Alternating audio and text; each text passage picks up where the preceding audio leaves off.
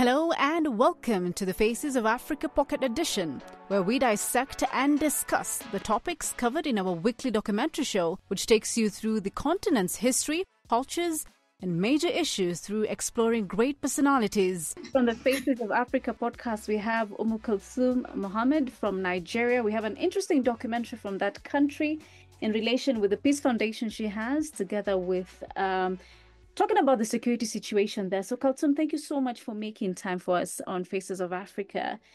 I just want to understand from your perspective, first off, how has the experience been having the foundation before we get into where did it start? How has the experience been?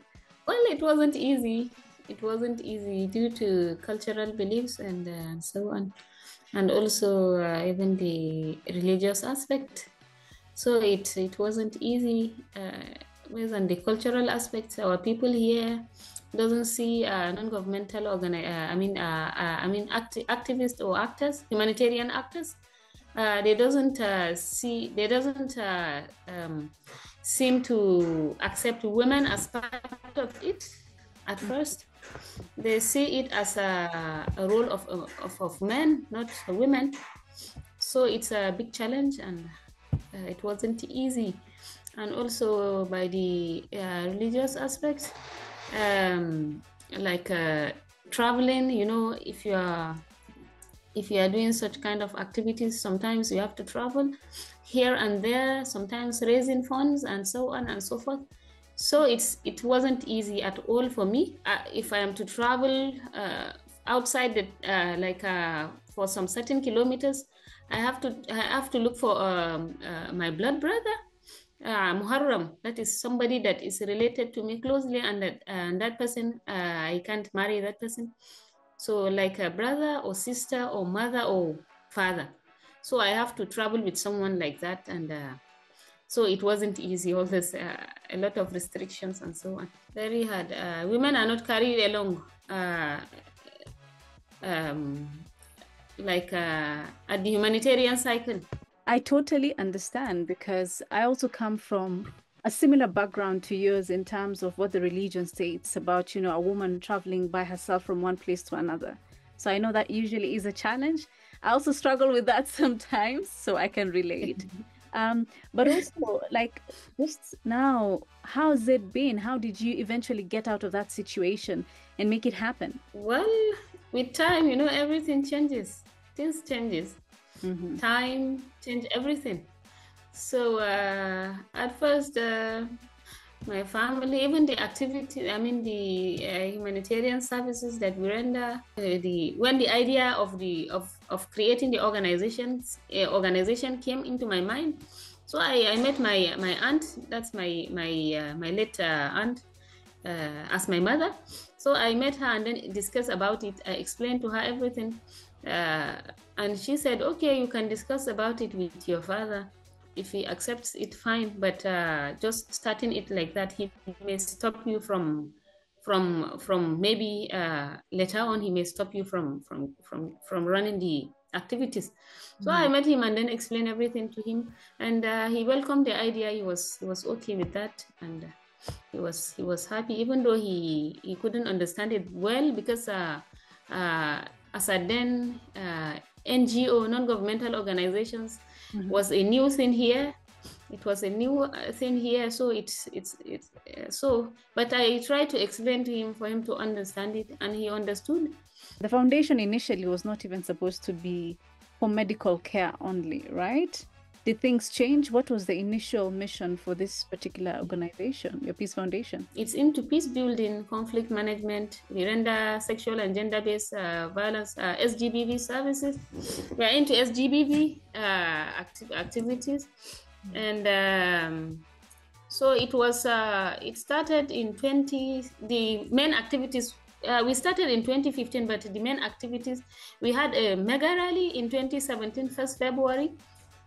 So in coalition with Northeast against terrorism, it was an organization. There was an organization that came from the UK, and so we partnered with them. They came with fund, and I had the idea, and then that's how we started. So we had the biggest mega rally here in Borno State, in Maiduguri.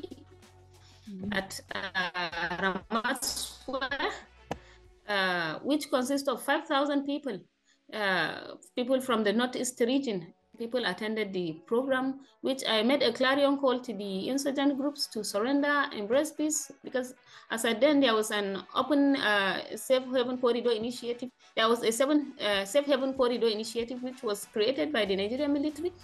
So I tried to make a clarion call for them to accept, to embrace peace, drop down their weapons, and then come through the safe haven corridor initiative, and then they would be accepted. And from there, the program continue through media platforms. The programs that we usually do was a campaign. We do sensitization. We create awareness on importance of girl child education, because girls doesn't go to school. They see the importance of just men to go to school, but women are left behind as at then.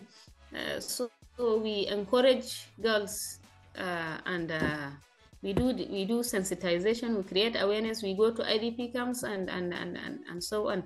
So how we came to medical, it was not that long ago. I think it was last year, due to the our access into inaccessible areas, and we work in 3 non-inaccessible locations, gray areas here in Borno State, which we are planning to expand more locations next year. Even as a Muslim woman, an area that has the Boko Haram insurgents, were there any stereotypes? Did you face any challenges with regard to that?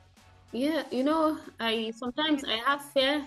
I get fear. I have a fear in my mind sometimes, because they are unpredictable people, and everyone is scared of them, and it's like that. So there is that fear. They are unpredictable. You can't predict them. You can't say these people are these people. No, they may change. So it's like that.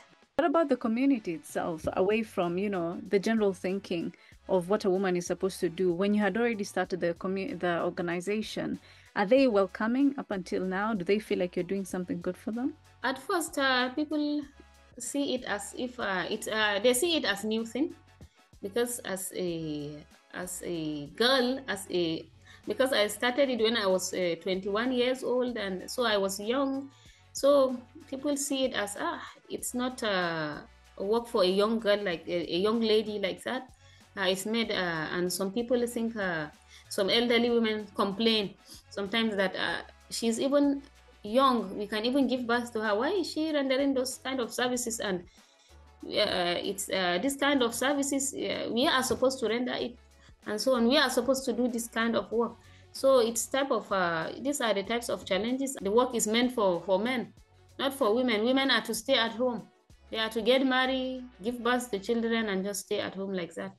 So it's like that. But later on, with time changed everything. So now I become like a role model to people here. Right. Just now, in your opinion, maybe, what do you think the government needs to do to support an organization like yours in Nigeria? Well, the government should encourage people like us. They should encourage, but for us, at least, we are working with the government hand in hand. Like for the medical activities, we have to sign a memorandum of understanding with the Ministry of Health, that is the government,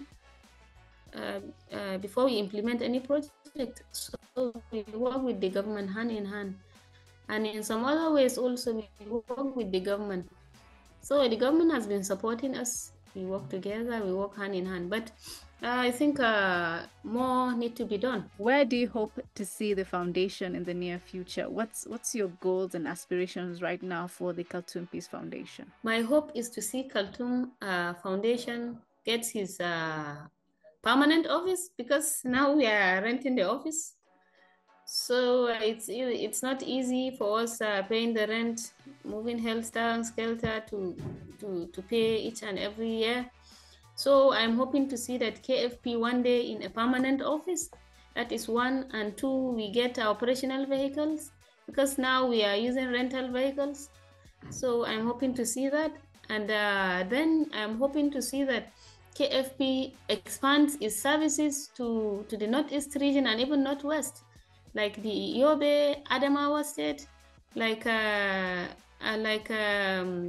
Sokoto, Zamfara, Katsina states, Kaduna, and so on. So, and also, we are hoping and dreaming to see that the dream come to reality for us to render services in the neighboring countries like the Chad, Niger, Cameroon. So that's what we are hoping to see in the future. Wow, definitely. The continent will need you for sure. So thank you for that. I think it's been an interesting conversation. Thank you so much for your time. See you next time.